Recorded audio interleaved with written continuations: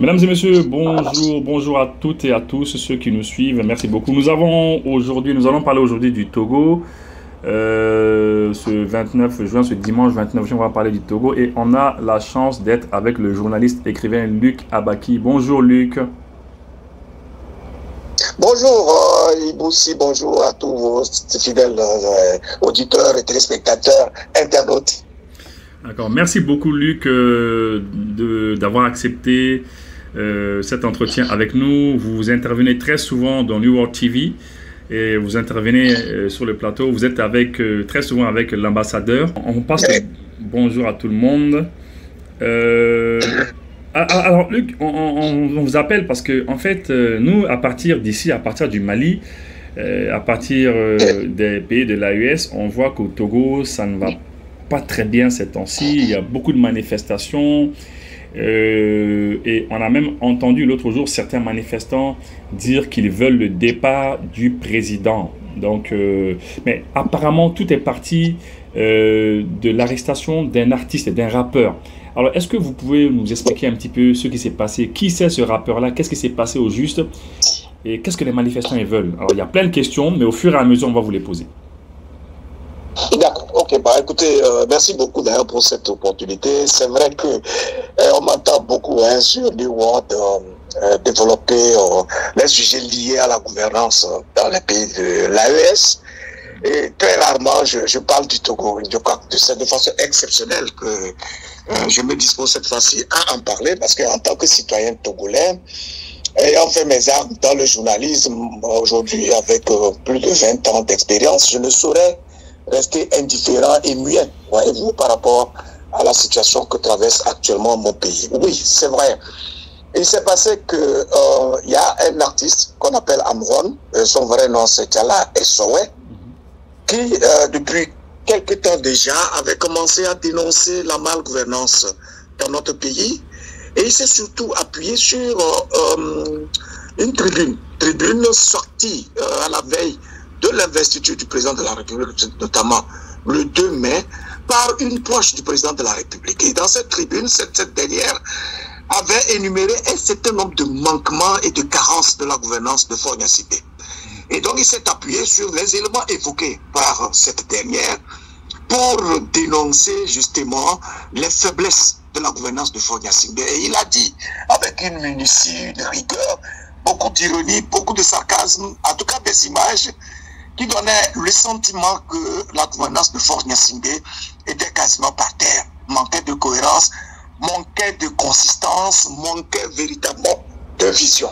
Et dans un tel contexte, malheureusement, il a été cueilli dans la nuit du 26 mai, je crois, par une horde de policiers et de gendarmes. On parle d'une cinquantaine de policiers qui auraient fait irruption à son domicile et le cueilli nuitamment vers les 21h30, ce qui n'est pas légal, bien entendu, puisque la loi procédurale togolaise exige qu'au-delà de 18h, qu'on ne puisse pas interpeller un citoyen. Et puis ceci, sans mandat d'amener, sans en tout cas une procédure judiciaire.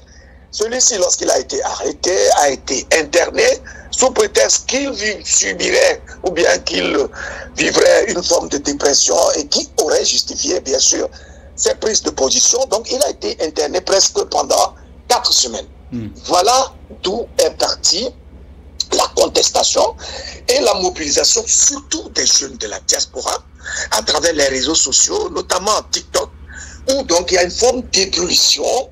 Et dans un premier temps, on a appelé à une manifestation contre le président du Conseil. On va revenir un peu sur la réforme d'ailleurs qui fait que aujourd'hui Faure Gnassingbé est appelé président du Conseil des ministres. Donc cet appel a été fait sur la date du 6 juin qui marque justement le 59e anniversaire du président Faure. Et donc à cette occasion, c'est vrai, les manifestations n'étaient pas aussi grandioses que cela, mais elles ont été marquées par des arrestations, des répressions. On parle aussi des tortures parce que des images ont circulé un peu partout. Et donc on a arrêté plus d'une cinquantaine de manifestants et qui ont été donc gardés à l'anti-gang. Anti-gang, c'est un corps de la gendarmerie Et donc, là, ils ont été, bien sûr, bastonnés, etc., parce que les images ont circulé. Mais, pour l'essentiel, il y a eu une procédure contre eux qui a permis de les relaxer pour l'essentiel. Mais les activistes et les blogueurs n'ont pas démordu pour autant. Ils ont appelé à une manifestation sur 3 jours, notamment les 26, 27 et 28 juin. Et à cette occasion, effectivement, comme je l'ai dit, les manifestations ne sont pas aussi grandioses que cela. Parce que, justement, il y a beaucoup de peur dans le cœur des citoyens togolais, beaucoup de méfiance. Mais par contre, il y a certains quartiers où les jeunes se sont effectivement mobilisés pour sortir. Et les images que nous voyons montrent clairement que les forces de l'ordre et de sécurité n'ont pas fait des choses à moitié. La répression a été très sérieuse. Les gens ont été très tabassés, et puis il y a des interpellations, etc., etc. Donc voilà, en gros, l'ambiance dans laquelle nous nous retrouvons ici, au Togo, et qui fait que bon, les images sont devenues très virales sur les réseaux sociaux, et la contestation monte crescendo. Voilà. D'accord. Merci beaucoup, Luc Abaki, pour cette entrée. Je précise à ceux qui nous regardent que dernièrement, vous m'avez fait l'honneur de me dédicacer un livre, un magnifique livre, qui est intitulé Du métier de journaliste dans une démocratie, et vous êtes en train de faire d'autres livres encore.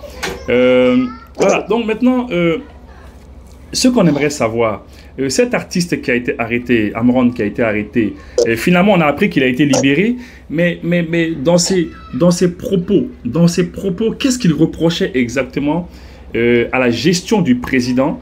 Voilà, quels sont les propos exactement qui ont mis peut-être le président en colère, qui ont mis le gouvernement en colère pour qu'on aille le chercher? Parce que forcément, parmi ces propos, il y a forcément une parole, des phrases qu'il a eu à dire, des choses qu'il a eu à dénoncer, seulement qui ont fait plus mal que d'autres.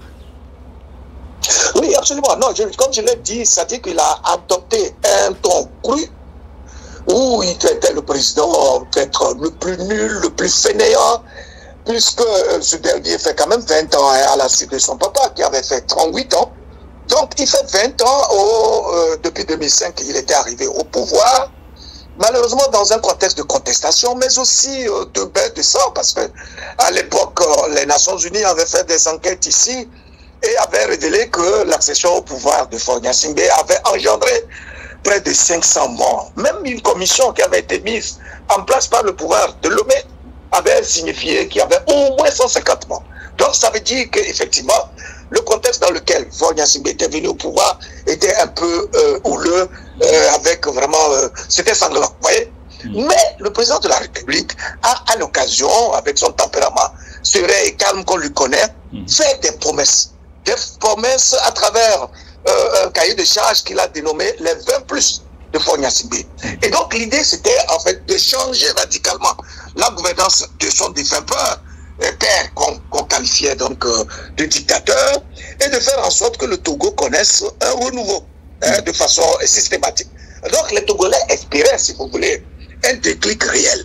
Malheureusement, au bout de 20 ans, et il se trouve que la quasi-majorité de ces promesses faites n'ont pas été tenues. Et c'est ce que justement Amron dénonçait, puisque dans la tribune dégagée par Madame Nyakade, qui a été, je le précise, ministre des Armées de Faure Gnassingbé, elle a précisé que pendant les 20 ans de gouvernance de Faure Gnassingbé, au moins 15 000 milliards ont été injectés en tout cas dans l'économie du pays, et cela aurait dû servir à développer le pays, à épanouir les citoyens togolais, parce qu'en fait, le Togo représente 56 600 km², avec aujourd'hui moins de 9 millions d'habitants. Et donc, avec cette manne considérable de prêts contractés auprès des institutions internationales, en tout cas un peu partout, cela aurait dû servir à développer le pays.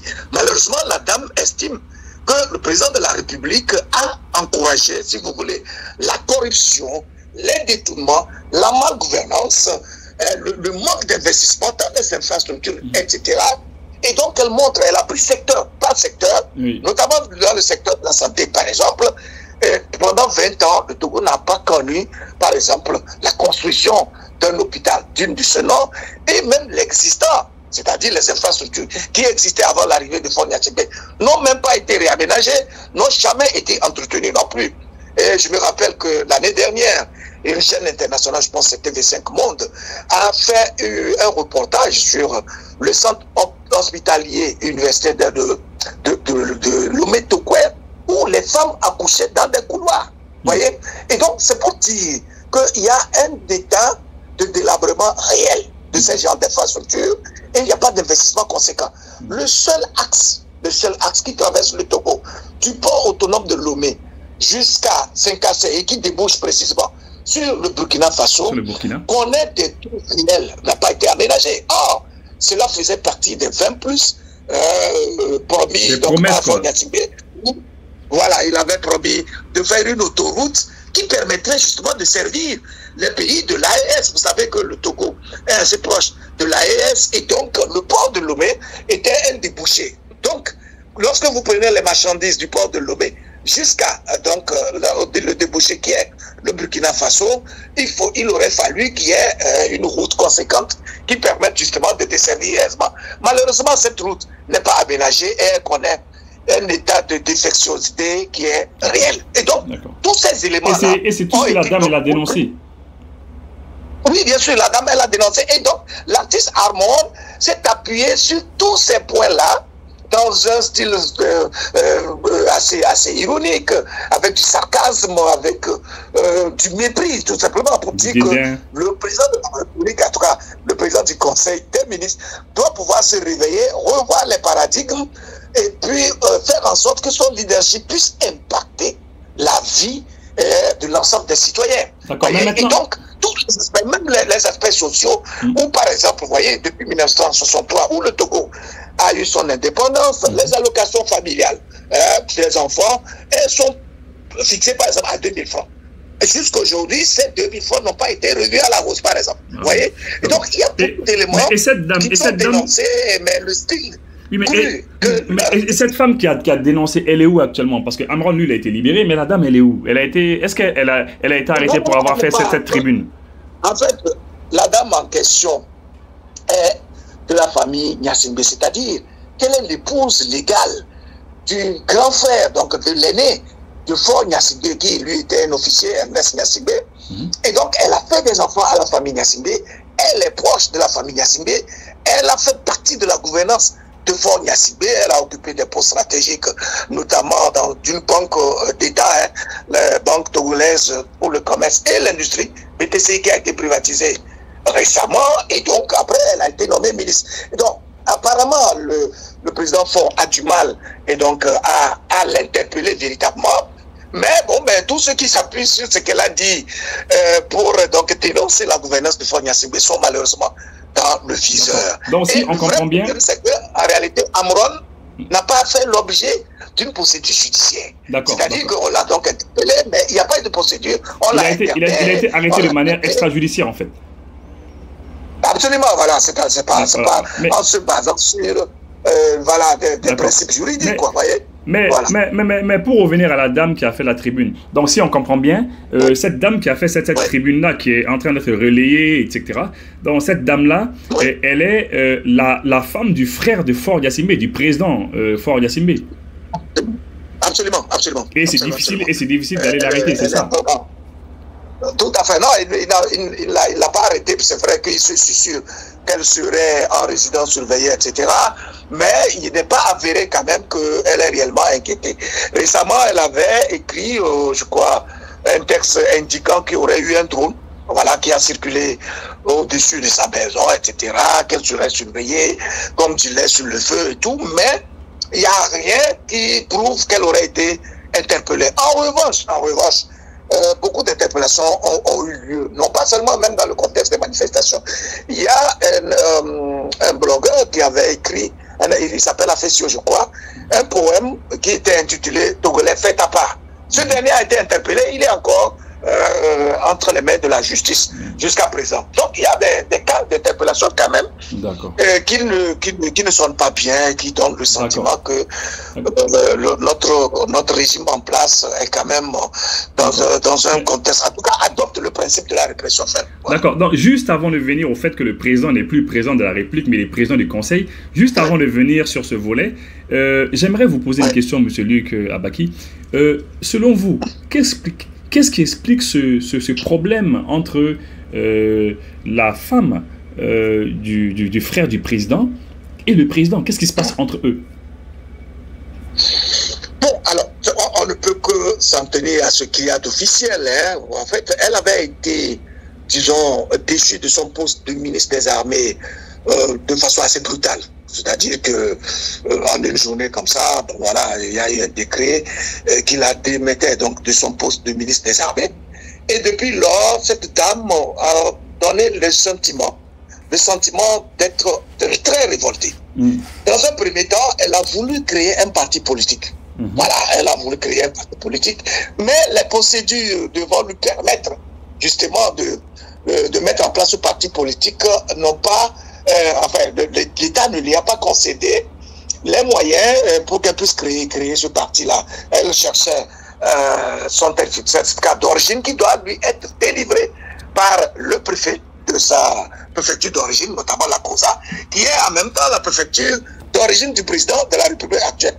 Et donc, elle s'est sentie étouffée, voyez, par le système en place, parce que bien sûr, ça sera le tout premier cas où un ténor du système en place sort du circuit et décide de créer un parti politique d'opposition pour justement critiquer, voyez, la gouvernance du président en place, voyez. Et donc, ça veut dire que cette dame, voilà, on peut s'en tenir à cela pour dire, et apparemment, elle n'est pas d'accord avec le style de gouvernance du président de la République. Et elle a décidé de prendre ses marques et de considérer, enfin, de commencer à jouer un rôle, si vous voulez, déterminant sur l'échiquier politique togolais, ce qui, malheureusement, ne lui a pas été justement favorisé. En tout cas, elle n'a pas eu l'opportunité d'être une chef de parti politique, à vrai dire. Et donc, de façon isolée, elle sort de temps à autre avec des tribunes pour dénoncer justement la gouvernance. Pour dénoncer la gestion. D'accord. Exactement. En tout cas, on a bien compris ce volet. Quoi qu'il arrive, quand même, elle est aussi, à mon avis, elle est aussi comptable de cette gestion, puisqu'elle a été ministre et tout ça. D'accord, mais bref. Mais oui, en fait, ce que je voulais dire, nous, ici, dans les pays de l'AES et dans l'Afrique, eh bien, les gens n'ont pas très bien compris, en fait, le fait que le président n'est plus président de la République. On n'a pas très bien compris la procédure. Qu'est-ce qui s'est passé au juste? Le président était président de la République et après, il est devenu président du Conseil. Alors, est-ce que vous pouvez nous expliquer ce qui s'est passé exactement? C'est quoi président du Conseil et puis comment ça se passe exactement dans la pratique? Voilà. De façon très résumée, ce qu'on va dire, c'est qu'en réalité, en 2024, au moment où le président de la République était à 1 an de la fin de son 4e mandat, donc qui comptabilisait les 20 ans de sa gouvernance, et le régime a décidé de de procéder à une réforme profonde et de basculer à la 5e République en faisant du Togo un État parlementaire. C'est-à-dire qu'au départ, il y avait un régime semi-parlementaire caractérisé par l'existence d'un président de la République, d'un premier ministre, et puis donc d'un gouvernement, etc. Et puis un parlement qui est là pour justement analyser, légiférer, etc. le système de gouvernance du pouvoir en place. Et donc en 2024, le pouvoir de Faure Gnassingbé a décidé de muer vers un régime parlementaire. Et donc, le Parlement qui existait en ce moment, dont le mandat avait pris fin légalement et officiellement en fin décembre 2023, a procédé à une réforme profonde pour faire une nouvelle constitution. Vous voyez, adopter une nouvelle constitution, nuitamment. Et donc les Togolais se sont réveillés un lendemain et il leur a dit qu'ils ne sont plus dans la 4e République avec donc le régime semi-présidentiel, mais dans une 5e qui serait donc parlementaire, avec d'abord un président du Conseil des ministres qui aurait tous les attributs d'un président de la République. Mais en même temps, l'existence d'un président de la République qui devrait être aussi élu par l'Assemblée, dans le Congrès, si vous voulez, par le Congrès, c'est-à-dire qu'on a mis en place un Sénat, en plus de l'Assemblée nationale, et donc les deux réunis forment le Congrès, vous voyez, et c'est le Congrès qui, à la fois, élit le président du Conseil des ministres et le président de la République. Autrement dit, le suffrage universel direct qui permettait au peuple d'élire son président de la République a été supprimé. Seuls les députés qui devraient être élus ont la responsabilité désormais d'élire à la fois le président du Conseil des ministres et le président de la République. Alors, fait majeur, il est dit dans cette constitution que le président du parti majoritaire ou de la coalition des partis qui forment donc la majorité à l'Assemblée nationale devient de fait le président du Conseil des ministres. Or, en l'espèce, unir, donc qui est le parti au pouvoir, a engrangé 108 députés sur 113 que compte aujourd'hui l'Assemblée nationale. Donc, de fait, le président de la République, Faure Gnassingbé, étant le président du parti UNIR, est de facto devenu le président du Conseil des ministres. Et donc, il nous a été parachuté un ancien qui a participé quand même à la gouvernance d'État pendant, je pense, la transition, etc. Jean-Lucien Stanville de Tové a été parachuté comme seul candidat pour être président de la République. Vous voyez? Et donc, il a été élu de fait par le Congrès. Voilà comment Faure Gnassingbé, plutôt que d'être président de la République, est devenu président du Conseil des ministres, ayant presque la totalité des attributions du président de la République. Et donc, de fait, il continue d'exercer la gouvernance d'État, d'avoir toute la marche de gouvernance d'État. Mais sauf que son titre a tout simplement changé. D'accord. Donc si on comprend bien, actuellement, vous avez un président du Conseil et vous avez un président de la République. Absolument, oui. D'accord. Absolument. Et là, ça c'est très bien. bien. Le président de la République, c'est juste un titre honorifique, quoi, si vous voulez. Voilà, exactement. Et, tout à fait. Et quel rôle joue la CEDEAO dans cette crise-là? Bon, jusqu'à preuve du contraire, la CEDEAO ne s'est pas prononcée malheureusement. C'est vrai qu'au moment où il y avait et cette réforme avait été initiée. Je sais qu'il y avait une délégation de la CEDEAO qui était arrivée ici, qui avait parlé, avait invité les acteurs politiques à l'apaisement, etc. Mais ça s'est arrêté là. Vous savez que la CEDEAO, malheureusement, se présente aujourd'hui comme un instrument qui ne fait que suivre les événements, qui n'a pas un impact significatif dans les choix politiques qu'opèrent l'ensemble de ses membres. Vous savez que moi, j'ai toujours critiqué la CEDEAO pour sa position attentiste et son incapacité à intervenir dans la gouvernance des États et pour éviter qu'il y ait des basculements, qu'il y ait des dérives qui remettent en cause la cohésion nationale, l'intégration économique, la libre circulation des personnes et des biens, en tout cas, qui devraient s'harmoniser avec l'esprit et la lettre ayant gouverné la mise en place de cette institution-là en 1975. Vous voyez? Et donc, vous avez vu le bras de fer qui a opposé les pays de l'AES à la CEDEAO, pendant que ces États-là souffraient cruellement de ce phénomène de terrorisme. La CEDEAO n'a jamais été en mesure, si vous voulez, de mettre en place une force connexe, capable d'aider ces États à faire face à ce fléau.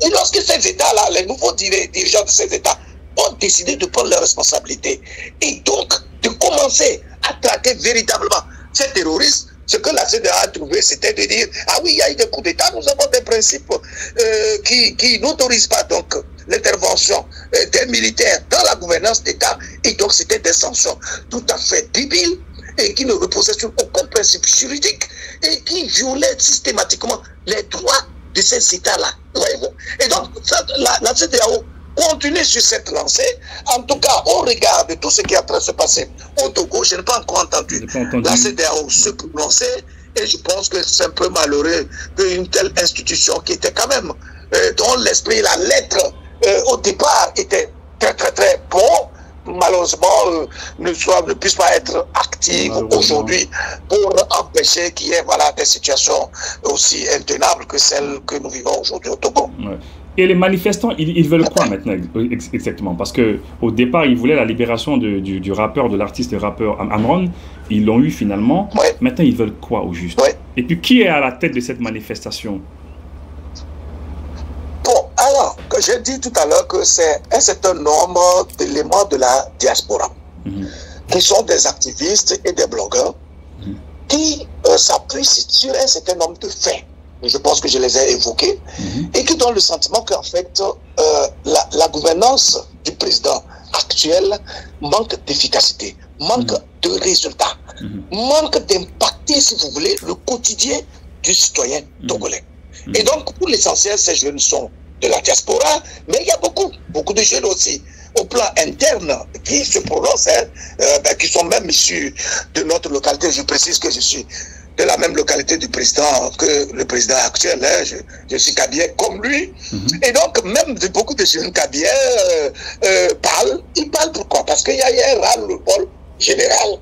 Parce que le régime de Faure Gnassingbé est un peu détaché du peuple. Vous voyez, les ministres ne sont pas aussi proches du peuple, et le président lui-même est très difficile d'accès, pour le dire, à vrai dire. Pour la petite histoire, je peux vous dire que j'ai pris soin pendant un an d'écrire à un ministre presque chaque semaine, mais il n'a jamais répondu. Vous imaginez que quelqu'un comme moi, un leader d'opinion que vous aimez très bien, je vous remercie d'ailleurs pour ça, que vous connaissez aussi, puisse écrire à un ministre pour avoir des informations, etc. Et puis bon, donc, prendre le pouls réel du terrain et qui ne puisse pas répondre.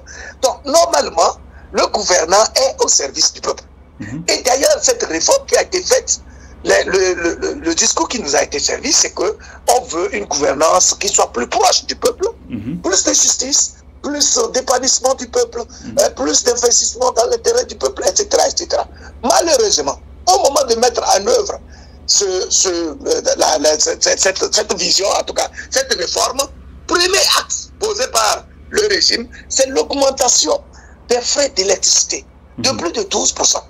Voyez-vous, alors qu'il y a déjà une précarité ambiante bien connue, voyez, par le peuple. Les salaires ne sont pas augmentés et donc les chômeurs sont massifs, hein, très considérables.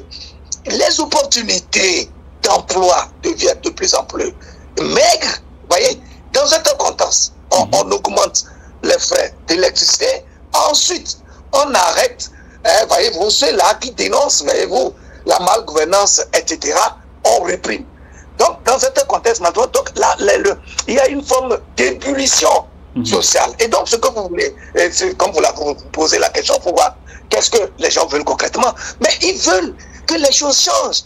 Parce qu'ils comparent en réalité les performances du pouvoir actuel avec celles des autres pays qui nous entourent, notamment le Bénin, le Burkina Faso, le Ghana, où les lignes bougent effectivement. Or, en vérité, ce n'est pas que le pouvoir n'a pas investi. Le président, je me rappelle que à la veille du 27 avril, qui marque donc l'indépendance du Togo, je crois en 2023 ou 2024, le président de la République lui-même a reconnu, par exemple, que dans le secteur de l'agriculture, il y a eu beaucoup d'investissements. Mais les résultats ne sont pas. Sauf qu'il n'a pas posé la question pour voir, mais pourquoi? En réalité, le problème, c'est quoi? C'est que le leadership exige qu'on libère les énergies au sein de la société. Avant d'initier un projet, il faut composer avec la population à la base. Il faut cibler, si vous voulez, des gens qui peuvent être intéressés et qui soient en mesure de porter justement le projet en question. Mais si de façon de haut, vous initiez des projets, vous mettez de l'argent, alors que la population à la base n'est pas sensibilisée, n'est pas engagée, bien sûr que vous n'allez pas avoir des résultats. Et malheureusement, comme il y a des cas flagrants de détournement, de corruption, etc., malheureusement, on ne voit pas les résultats. Et donc, la jeunesse ne voudrait vraiment plus vivre cette situation-là. On espère qu'à partir de ce moment-là, le président de la République va revoir les paradigmes, puisqu'on est désormais dans le contexte précis de la 5e République. Il y a beaucoup de promesses, mais il faut bien qu'elles soient surtout respectées pour que les Togolais puissent sortir de l'ornière. D'accord. Mais juste quand vous parlez de l'agriculture. Effectivement, on a vu dans nos recherches, on a vu que le président, quand même, il s'est quand même battu dans l'agriculture. Il a fait ce qu'il pouvait, à mon avis. Il a même fait des investissements dans l'aquaculture. Je vais juste vous lire cela et puis essayer de voir si ces projets ont quand même avancé. Par exemple, le président, il avait des projets ferroviaires. Hein, le Togo a présenté des projets ambitieux tels que la construction d'une ligne ferroviaire reliant Lomé à Singkansé, ainsi que le dédoublement de l'autoroute de l'unité RN1. Ce projet, il est à quel niveau exactement? Justement, il n'a même pas été entamé malheureusement après 20 ans. Vous voyez, il n'a même pas été entamé. Pas de chemin de fer, pas d'autoroute, voilà, de l'unité, etc. Vous voyez. Et le port sec. Et le port sec. Parce qu'il y avait un port sec qui était prévu aussi. Pardon? Il y avait un port sec qui était prévu aussi. Il y a un port sec qui était prévu aussi à Singkansé. C'était pour optimiser le flux de marchandises qui allaient quitter Lomé pour venir là-bas. Est-ce que ça a pu voir le jour? Voilà. Non, rien du tout. Malheureusement, c'est ça le vrai problème. Vous savez, en 2010, je crois, le président avait effectué un voyage avec les pays de l'UEMOA en Arabie Saoudite. Et lorsqu'il est revenu, il nous a été rapporté que le Togo devait avoir accès à un crédit de plus de 1000 milliards pour la mise en œuvre justement de l'autoroute qui devrait aller de Lomé à Singkassé. Vous voyez? Malheureusement, jusqu'à présent, on ne sait pas pourquoi le Togo n'a pas eu accès à ce crédit et aucune explication. Et je pense véritablement, si vous voulez mon avis, que l'une des faiblesses majeures du pouvoir, de notre pouvoir ici, c'est le manque de communication efficiente.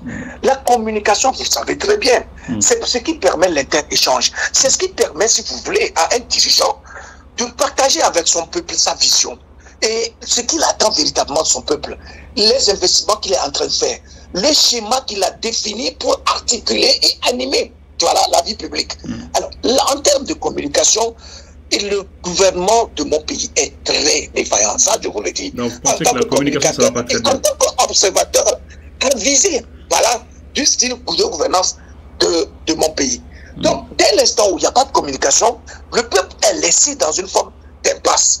Il ne sait pas très bien quelle est la vision de son président, où veut-il les mener et comment entend-il le faire, avec quels moyens de bord. Vous voyez? Et donc, le peuple étant ainsi démobilisé, déstructuré, il y a une situation qui fait que les gouvernants sont dans leur bulle, ils sont certains de faire ce qu'il faut dans la mesure de leur capacité, alors que le peuple ne comprend pas et ne voit pas les résultats. Mais dans le domaine électrique, oui, mais dans le domaine de l'énergie, par exemple, là, je vois que le Togo a investi dans la construction de centrales électriques, notamment la centrale solaire de Kekeli.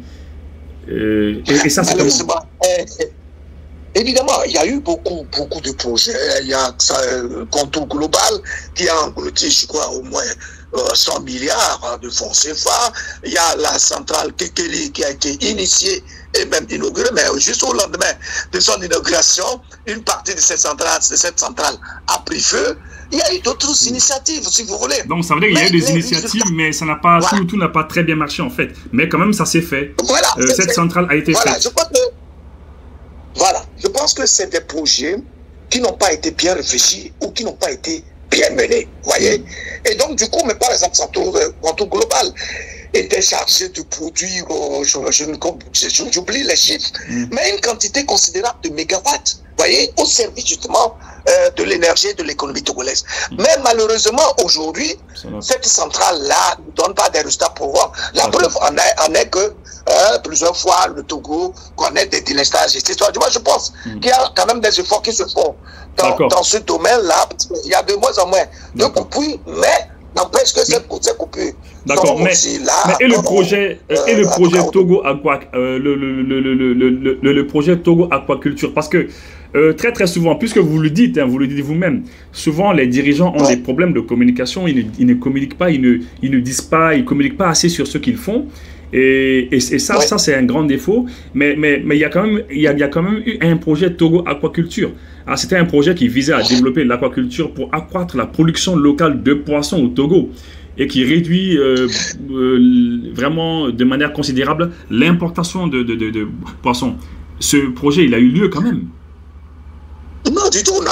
C'est-à-dire que si c'est les projets, si c'est l'annonce des projets, cela n'a jamais manqué.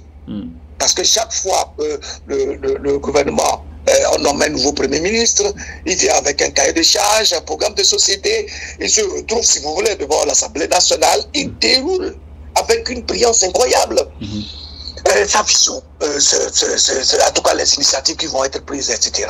Mais en réalité, qu'est-ce que le citoyen veut? C'est les résultats. Il veut avoir le panier de la ménagère aménagé. Il veut avoir la pitance quotidienne. Il veut avoir de l'emploi. Il veut avoir des hôpitaux, en tout cas des centres de santé qui lui permettent, lorsqu'il est malade, d'être soigné convenablement. Oui, est-ce que vous voyez? Et donc, lorsqu'on questionne justement les résultats, après ces genres d'annonces, des mois et des années plus tard, c'est très discutable. Parce que pour l'essentiel, beaucoup de ces projets n'ont pas été mis en œuvre. Maintenant, il aurait été judicieux pour les dirigeants d'expliquer pourquoi. Parce que tout le monde sait que la conjoncture économique sur le plan international même n'est pas toujours favorable. Vous voyez? Parfois, ils sont de très bonne foi, ils annoncent des projets, mais il peut s'agir justement des circonstances qui ont empêché cela. Un certain nombre de facteurs, parfois exogènes, qui empêchent la mise en œuvre. Mais il aurait fallu que les dirigeants s'inscrivent dans ce devoir de redevabilité pour expliquer pourquoi ils n'ont pas été en mesure, voilà, de réaliser tel ou tel projet qui aurait dû justement impacter le panier de la ménagère, voyez. Mais cette carence de communication et cette incapacité justement à punir les détourneurs de fonds, les corrupteurs et les corrompus, etc., fait que finalement il y a plus d'individualisme et des gens sont tellement libres et sont même plus puissants, si vous voulez, que l'État lui-même. Dans un tel contexte, la frustration, bien sûr, de la jeunesse ne peut que grandir, ainsi que la révolte et même la colère. Vous voyez? Et donc, au-delà de ça, malheureusement, il y a une forme d'étouffement de la parole. C'est-à-dire que l'État togolais, après les événements de 2017-2018, je précise qu'en ce moment, il y a eu beaucoup de soulèvements contre le pouvoir en place, a restreint les espaces de liberté.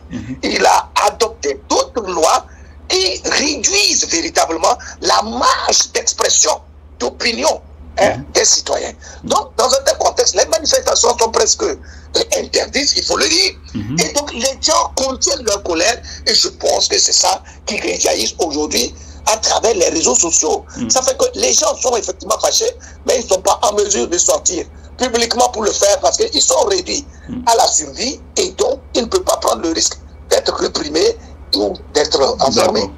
D'accord. Sinon, on a sous les yeux ici, il y a quand même, par exemple, on a sous les yeux ici, le Togo veut quand même lancer, bon, ils sont en train de lancer un programme de 540 milliards de francs CFA pour un programme d'investissement public. Je ne sais pas si vous avez entendu parler de cela, le programme d'investissement public. Et ça, c'est à quel niveau? Parce qu'ils veulent lancer entre 2026 et 2028. C'est un grand programme.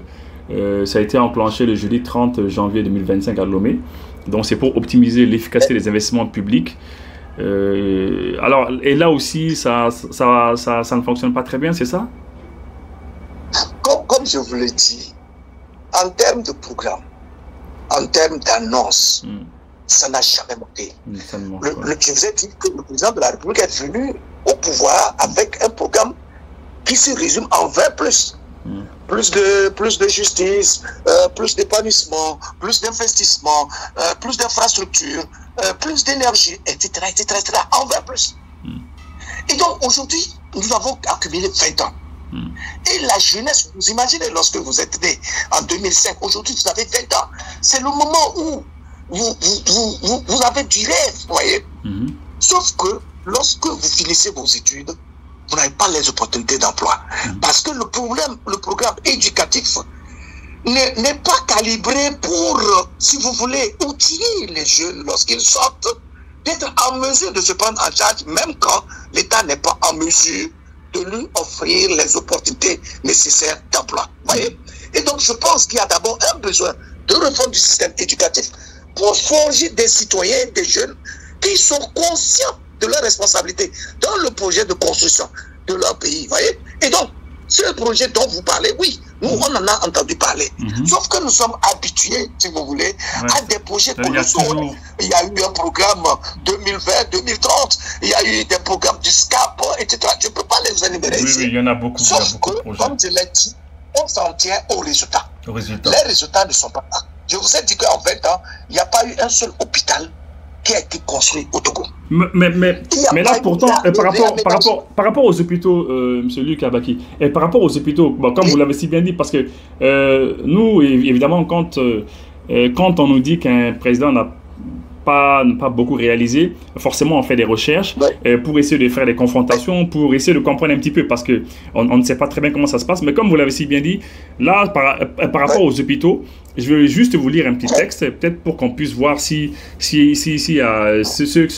qui a bien pu se passer. Le Togo est engagé dans un vaste programme de construction et de réhabilitation d'infrastructures hospitalières, notamment la construction de 5 hôpitaux mère-enfant, et la rénovation des CHU de Lomé et Kara. Et ça aussi c'est un grand projet que nous avons sous les yeux ici. Et là, une fois de plus, ce sont des projets. Il y a la réhabilitation des CHU de Lomé Kara, les centres hospitaliers. Donc il y a beaucoup de choses dedans. Et le nombre de lits qu'il doit y avoir, tout ce qui doit être fait. Et on dit que le chantier de l'hôpital mère-enfant de Baie est en voie d'achèvement avec des travaux réalisés à plus de 90%. Vous voyez. Donc, et là, il y a d'autres cas aussi. Hein. À l'issue des travaux, le CHU de Kara passera de 239 à 345 lits, tandis que celui de Lomé comptera de 332 lits contre 197. Ces travaux sont financés par l'État français, effectivement, hein, à hauteur de 70 milliards de francs CFA. Et ce projet, ça se passe comment? Est-ce que vous en savez un peu plus sur ce projet? Oui, mais tout cela, ça nous a été annoncé, sauf que dans l'effectivité, ce n'est pas encore réalisé. Vous voyez, ce n'est pas encore réalisé. Comme ce n'est pas encore réalisé, bien sûr qu'on ne peut que se dire, bon, mais écoutez, ça risque d'être encore un éléphant blanc. Voilà pourquoi les jeunes exigent que, puisque nous sommes dans une nouvelle république, donc on est dans la 5e république, le style de gouvernance puisse changer. Ils veulent un changement, les jeunes. Voilà, absolument. Et d'ailleurs, même ils sont allés jusqu'à exiger le départ de Faure Gnassingbé parce qu'ils estiment qu'après 20 ans, quand même, s'il avait à donner, il aurait donné. Il aurait suffisamment donné. Vous voyez? Parce que, voyez-vous, il est venu quand même jeune, à 39 ans. À la suite de son père, je peux le dire avec beaucoup de conviction, je fais partie de ceux-là qui ont estimé que Faure Gnassingbé était l'homme de la situation en 2005. Pourquoi? Parce qu'après 38 ans de gouvernance de Yadema, Gnassingbé, il a construit un régime qui était devenu un peu compliqué à démolir. Donc, il fallait quelqu'un qui connaisse très bien le système, qui a un bon profil. Hein, je dois préciser que Faure Gnassingbé a été formé dans les écoles françaises et américaines. Il a fait, si vous voulez, Saint-Cyr à Paris, et il a fait, je crois, George Washington également aux États-Unis. Et donc, ayant acquis, si vous voulez, un nutriments intellectuel, aussi bien dans le système français que dans le système anglophone, on se dit qu'il a le profil nécessaire, si vous voulez, pour faire avancer le pays. Avec la efficience et efficacité, un peuple comme celui du Togo, qui est quand même courtois et dynamique et travailleur, ça il faut le reconnaître, voyez. Mais il se trouve que après 20 ans, quand on considère personne, tout ce qu'il a promis, son style de gouvernance, etc., on ne voit pas les résultats. Mais le problème est où? C'est que non seulement il est détaché du peuple, parce qu'il est très difficile d'accès. Moi, en tout cas, moi personnellement, j'ai fait au moins 20 ans de journalisme, je ne l'ai jamais rencontré. Voyez-vous, je ne l'ai jamais rencontré personnellement. Donc, c'est pour dire que dès l'instant où il est aussi détaché, et il semble laisser trop de liberté aux ministres, aux directeurs de société, etc., ces derniers font ce qu'ils font, ce qu'ils veulent. Et ça fait que, parfois, les résultats ne sont pas là, ou en tout cas pour l'essentiel. Les résultats sur le terrain, je vous ai parlé des infrastructures routières qui ne sont pas réelles. C'est vrai, il y a eu un travail, en tout cas dans la capitale, les grands axes, etc. Ça, un travail a été fait. Parfois aussi, le travail est mal fait. Vous voyez la question des et là, il faut rendre compte, quoi. Il faut rendre compte, c'est ça. Mais bien sûr. Donc, à un moment donné, le président de la République, apparemment, il reçoit des rapports qui ne sont pas vrais. Puisque moi, je l'ai entendu parler dans une fois, au cours d'une interview à l'international, que le Togo n'avait plus de problèmes d'inondation, en tout cas nommé. Malheureusement, chaque fois qu'il y a une pluie, l'essentiel des quartiers est sous l'eau. Mais c'est vrai, on reconnaît qu'il y a beaucoup de travail qui a été fait. Mais le travail, est-ce qu'il a été bien fait? Est-ce qu'il a été bien pensé? C'est ça. Puisque le pays est encore sous l'eau chaque fois qu'il y a des pluies. Vous voyez? Or, lui, en tant que président, donnant une parole présidentielle qui affirme clairement qu'il n'y a plus d'inondation et il est démenti par les faits, ben, ça devient un problème. Vous voyez? Et donc, tout cela fait que, honnêtement parlant, en tant que citoyen togolais, je suis obligé moi-même de les interpeller. Et de dire sinon, en 2024, puisque vous le dites, hein, par rapport aux routes là, par rapport aux routes dont vous parlez, en 2024, le Togo a investi 84 milliards de francs CFA dans l'aménagement du réseau routier national. Hein. Voilà. Voilà, c'est ce qu'il a dit, parce que c'est vrai, il y a eu un programme de réalisation des pistes rurales. On parle des pistes rurales, il s'agit donc de tracer tout simplement des petits axes non bitumés pour joindre les différentes localités qui sont enclavées. Or, au même moment, on voit dans plusieurs pays, en tout cas par exemple au Burkina Faso ou au Bénin à côté, la réalisation et l'aménagement des routes vastes de plus de 70 mètres. Vous comprenez? On s'est dit, mais écoutez, quelqu'un comme Talon, il n'avait pas une culture politique, il n'a pas une expérience, etc. Mais il réalise quand même, vous voyez? Et Ibrahim Traoré, à côté de nous, je me contente des cas qui nous encerclent. Lui, il n'a pas une culture politique, c'est un militaire, un capitaine jeune de 33 à 34 ans, qui commence donc à avoir des visions et qui annonce que, bon, ben, sur 3 ans, sur 5 ans, sur 3 ans, voici le nombre, les kilomètres de route que j'entends faire. Et puis, on voit en même temps l'achat des équipements à la matière, vous voyez? Et donc, tout cela, on se dit, mais c'est vrai que ça va vite. Fait que, on n'arrive pas à faire des choses aussi concrètes qui montreraient la disponibilité des dirigeants à travailler au service de leur peuple. Puisque les travailleurs continuent d'aller. L'économie, normalement, fonctionne, puisque, si vous voulez, l'Office togolais des recettes annonce chaque fois des recettes assez colossales. Par trimestre, ils disent, oui, ils ont engrangé tel nombre de milliards d'années, et chaque année, on augmente la cagnotte de recettes à faire. Alors, si ces recettes rentrent réellement, pourquoi il n'y a pas d'investissement concret? Pourquoi il n'y a pas d'hôpitaux construits alors qu'il y a des annonces? Comme vous l'avez dit, vous avez annoncé un certain nombre d'hôpitaux qui devraient être construits. Je peux dire que le seul hôpital qui a été construit, c'est l'hôpital d'hôpital Alafia, qui n'est pas construit avec les frais de l'État, malheureusement, mais construit, si vous voulez, avec les frais de la Caisse nationale de sécurité sociale et un certain nombre de contributions en termes d'actionnariat. Et cet hôpital-là n'est pas accessible à la population à la base, puisque pour être consulté là-bas et être hospitalisé, il faut vraiment des centaines de francs CFA, des milliers de francs CFA, vous voyez? Donc, c'est pour dire que Luc, vraiment, oui. Luc, au même moment, il y a des gens, il y a des mauvaises langues qui disent que c'est la France qui est derrière pour essayer de déstabiliser le président Gnassingbé. Est-ce que vous pensez que c'est vrai? Bon, non, écoutez, vous savez, je pense que c'est trop facile de prendre ce raccourci-là. Qui en réalité permet, si vous voulez, aux gouvernants d'échapper à leurs responsabilités. Moi, j'ai entendu le ministre togolais de la fonction publique sur un média, lorsque ces mouvements ont commencé, esquiver malheureusement les questions essentielles. Il n'a pas eu le courage de reconnaître certaines faiblesses de la gouvernance. Et ça, c'est un peu malheureux parce que la question de redevabilité du gouvernant est une question centrale. Et si vous avez échoué sur certains points, il faut le reconnaître. Ça, c'est une question d'élégance intellectuelle, vous voyez? Donc, dire aujourd'hui que c'est la France qui est derrière, en tout cas, moi, je n'en ai pas la preuve. Je questionne juste les faits.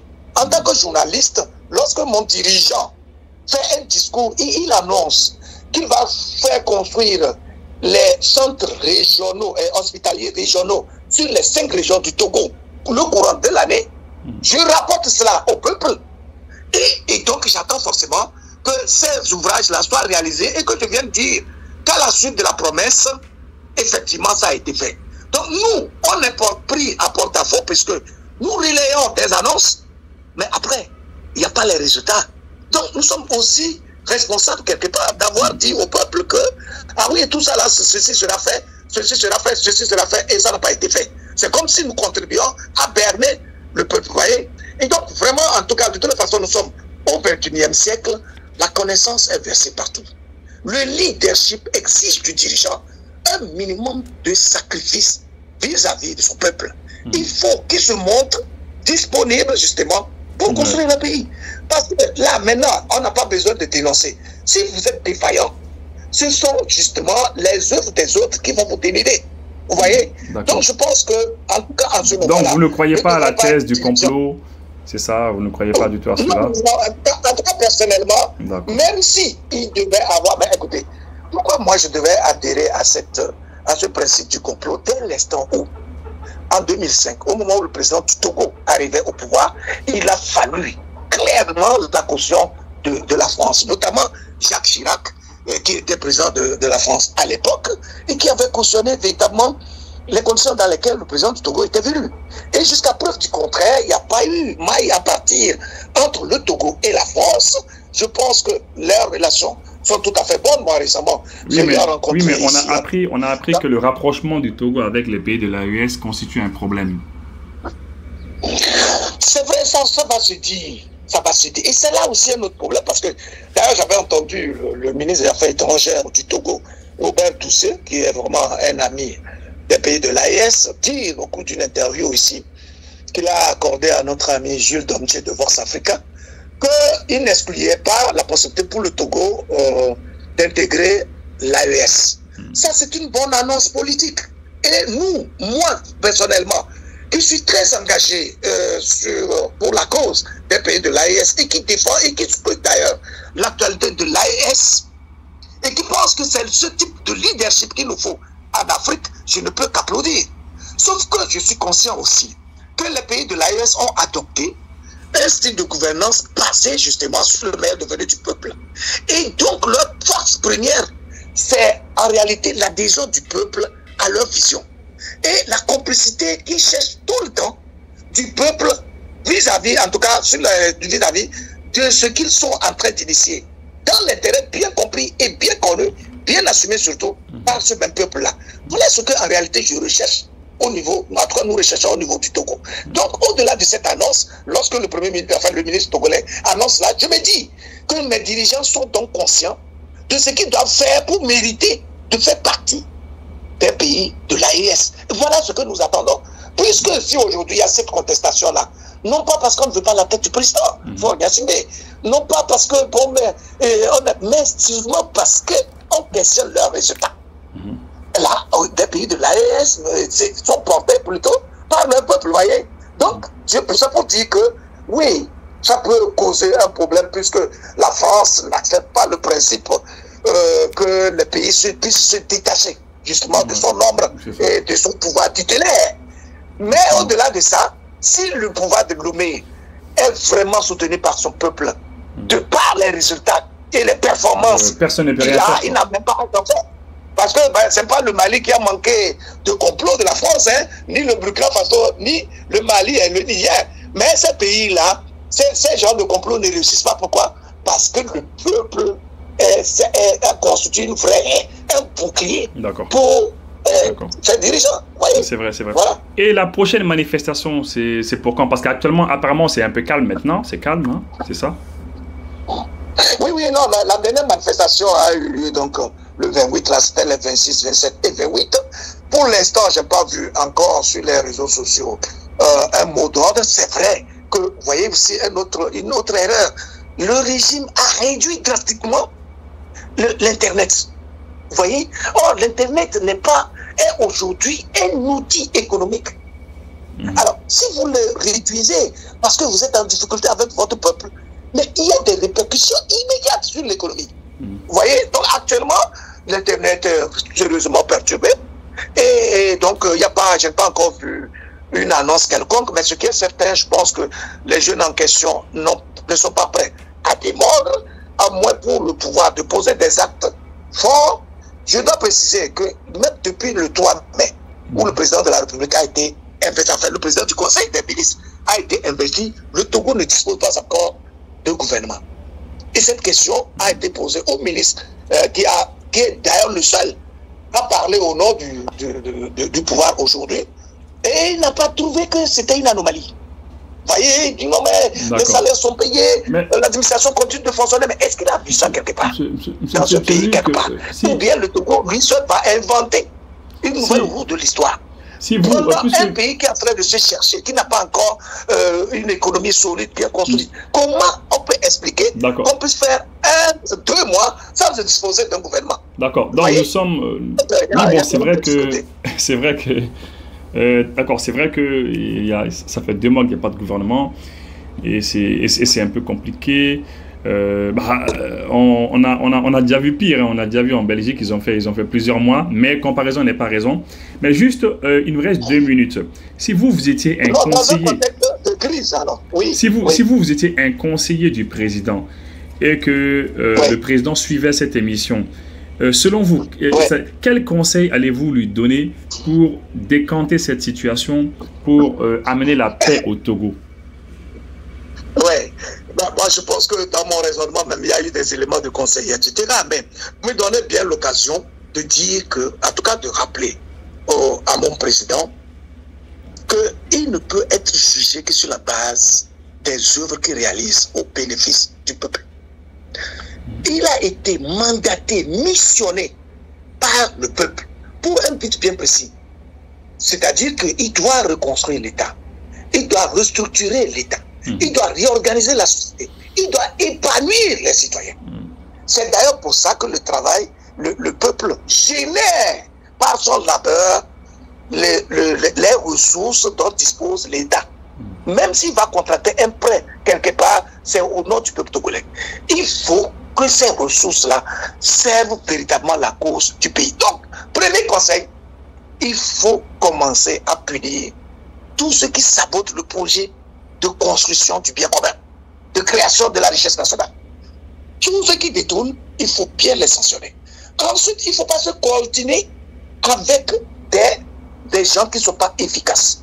C'est-à-dire qu'en fait, la gouvernance d'État questionne véritablement la culture de résultats. Alors, si vous avez un collaborateur qui travaille à un poste stratégique, en questionnant ses résultats, si les résultats ne sont pas bons, ce n'est pas une punition que de le sortir de là-bas. Parce qu'il y a des énergies nouvelles qui peuvent mieux faire. Il faut renouveler le personnel administratif, le personnel de la direction de l'État. Faire en sorte qu'il puisse avoir des pions qui soient véritablement rattachés à une fibre patriotique réelle et qui travaillent pour la cause du pays. À partir de ce moment-là, dès l'instant où il aura des résultats, et il saura mettre en place une stratégie de communication efficiente permettant au peuple de s'approprier, lui, sa vision et de travailler pour la cause commune. Dès cet instant-là, il peut dormir tranquillement parce que le reste va se faire comme sur des roulettes. Voilà, et c'est ce qui se fait. Mais actuellement, il y a la crise. Parce que ce que vous avez dit tout de suite, ça c'est sur la durée. Mais actuellement, il y a une crise.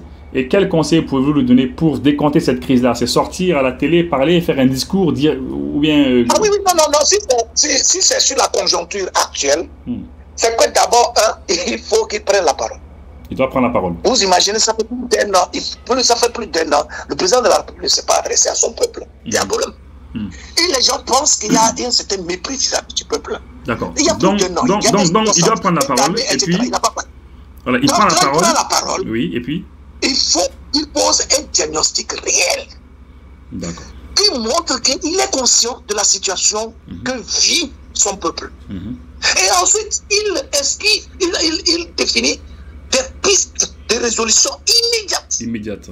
Des enjeux et des défis qui se posent au peuple actuel. Il doit rassurer l'opinion. C'est fondamental parce que sans sa parole, sans une parole qui dirige et qui oriente les esprits, tout le monde va aller dans le sens qu'il veut. Et c'est une démobilisation qui va empêcher le projet de construction d'une nation. D'accord. Merci beaucoup, Luc Abaki, journaliste, écrivain. Merci, et franchement, nous, à partir des pays de l'AES, on est très content d'avoir cette intervention de votre part, parce que ce n'est pas facile.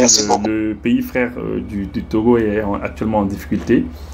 et on vous remercie beaucoup pour cet entretien. Merci beaucoup et souhaitons que la paix revienne au Togo. Vraiment, le merci c'est à vous parce que vous m'avez donné l'opportunité enfin de me prononcer sur les sujets qui concernent mon pays. J'espère véritablement qu'on va sortir de cette tempête parce que personne n'a à gagner des contextes de troubles et de perturbations qui empêchent le déroulement des activités de tout un chacun de nous. Voilà. Merci.